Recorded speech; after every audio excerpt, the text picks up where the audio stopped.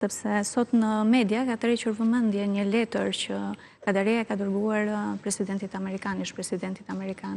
Qëllimi ky ishte, të tërhiqte vëmendje. Diçka më tepër mbase për këtë letër që me sa di në fakt nuk është se është e re, po gjithsesi ka tërhequr vëmendje. Kjo nuk është një letër e re, është një fakt historik. Letra e dytë, kjo që ju po shihni në ekran, që Ismail Kadare i ka drejtuar presidentit asaj kohe, George Bush.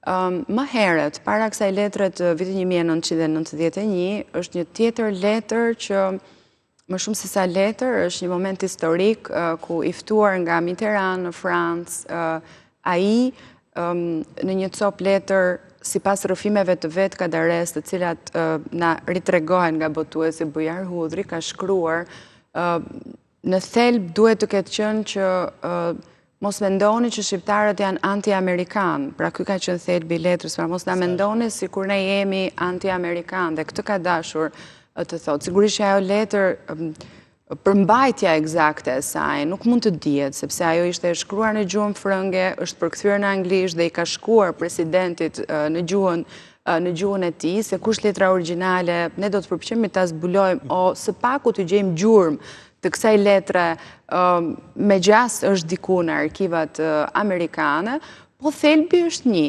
Thelbi është një lloj vazhdimësie e Ismail Kadares për të treguar këtë dimensionin perëndimor. Dhe eksakt kjo letër flet për Shqipërinë, flet për faktin që shqiptarët kanë nevojë për ndihmën edhe të perëndimit për të treguar, le të themi, atë kulturën që ata i përfaqësojnë.